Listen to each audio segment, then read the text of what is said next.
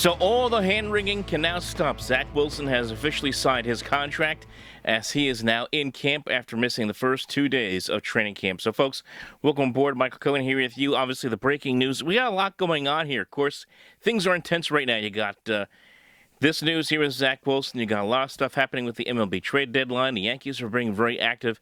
Mets not so much. So a lot to digest here on a Thursday evening here. And we'll try to digest a little bit of that right now. So, again, first of all, just on Zach Wilson signing his deal. As we all know, the money's in these kind of contracts. These rookie deals are all set. $35 million contract, $22 million signing bonus. The issue between the Jets and Zach Wilson, of course, was over offset language as well as the signing bonus. Apparently what Wilson wanted, he wanted the signing bonus money all up front. The Jets, they wanted to defer that money into 2022. Eventually, the Jets came to an agreement with Wilson to just simply pay that money, the signing bonus money up front, and that'll be done within 15 days. At the same time, Wilson and his agent agree with the Jets' terms on the offset language. And as we all know, as a lot of people know, and for those who don't, I'll just explain to you, offset language is basically a safety net for the team. If a player should get cut within 3 years and then signs with another team, that player can't necessarily double dip as far as salary is concerned, basically getting paid by two different teams. It's a safety net from that standpoint. So they agree to terms. It's now over. All the hand-wringing, all the worry, all the concern that we had over the last couple of days, and there was a lot of things written saying that this was a disaster, that the Jets, same old Jets, here we go again. Well, now everyone's probably going to be singing a different tune now that Wilson is in camp. And the focus now really turns to exactly what we talked about in the Jets training camp preview video, the top 5 things that the Jets have to do for camp. And if you haven't seen it, the link is below. We're going to put that in there.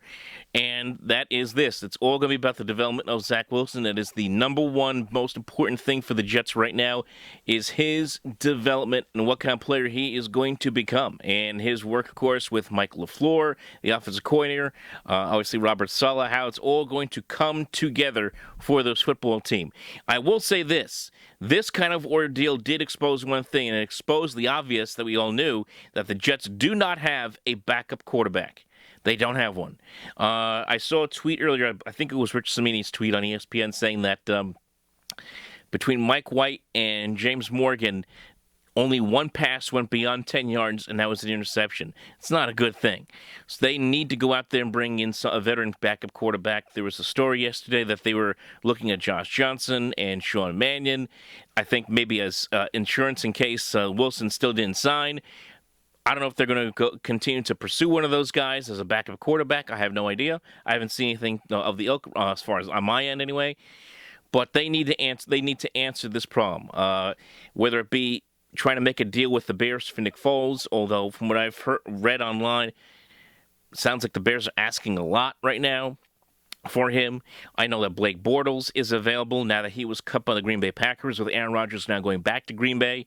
So Bortles is available. I don't know, Bortles is not not the greatest quarterback in the world, but, he did go to the AFC Championship game with Jacksonville a few years ago.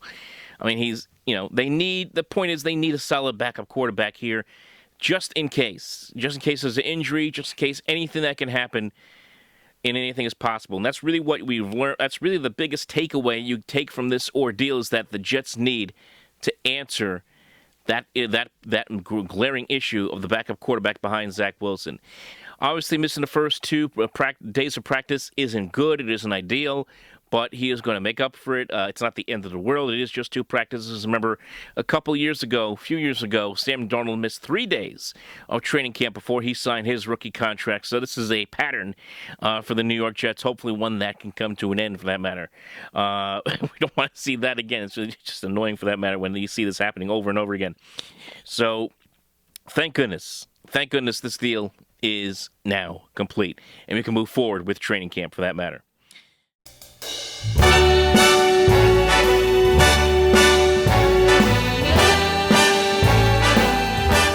Let's talk a little bit about the MLB Trade Deadline. And boy, the New York Yankees really busy at the trade deadline, and it's been, as we all know, it's been a weird year for the Yankees this year, with the pressure that Brian Cashman and Aaron Boone have been under, the missives by the ownership a few weeks ago saying that it's on the players to play better, fans wanting the manager gone, they wanting the general manager gone. A lot of pressure on this team. They're falling farther and farther back in the AL East. Last I checked, it was 8.5, 9.5 games behind Boston and Tampa Bay.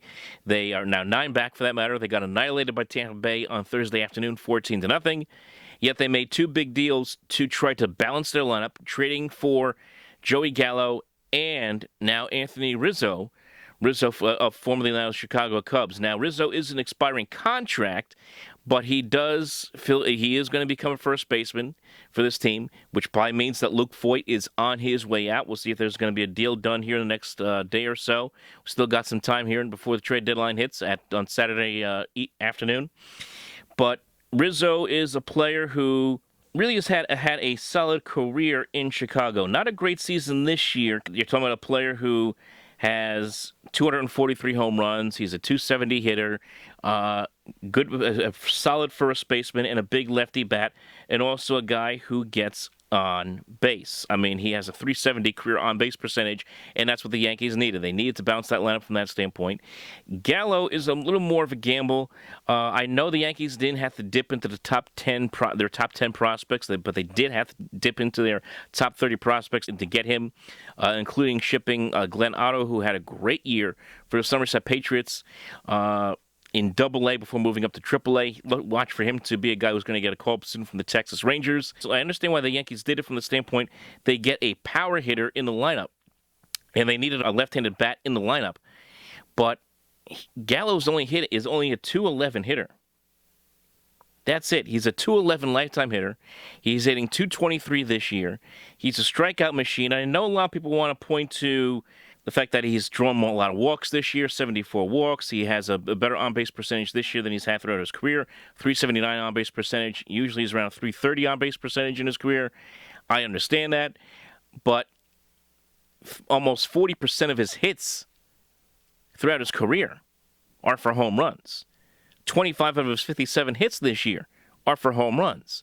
So he's really home run or nothing, and the Yankees have a lot of those kind of hitters in the lineup already. That's where I would be a little bit concerned right now from the Yankees standpoint, because you're not bringing in a guy who's going to hit for a very high average, and he is going to be home run or nothing. Is this going to solve, and that's the biggest question for the Yankees, is are the acquisitions of Rizzo and Gallo going to solve the majority of problems right now? No. I think there's still more things the Yankees could do. They probably will do over the next couple of days.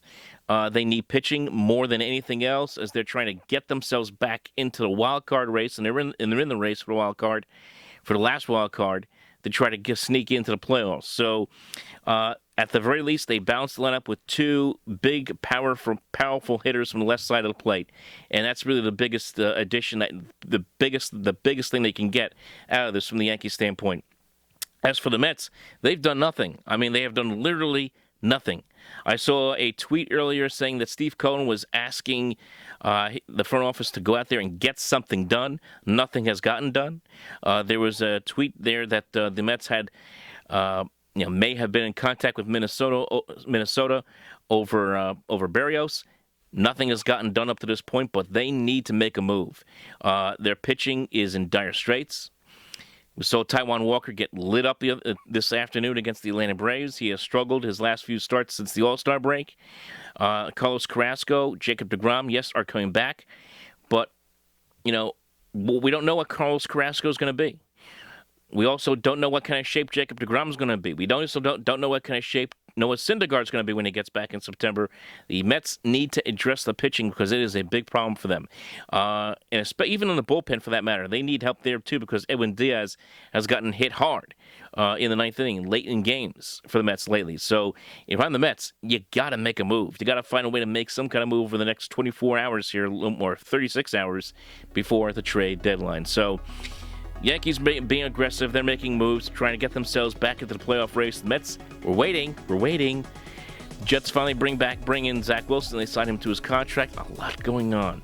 We're going to talk more about the deadline with a special guest. So remember, folks, to like and subscribe right here to the Sports Talk Nation. And remember to follow us on social media at OpenMikeNJ and Facebook.com/OpenMikeProgram.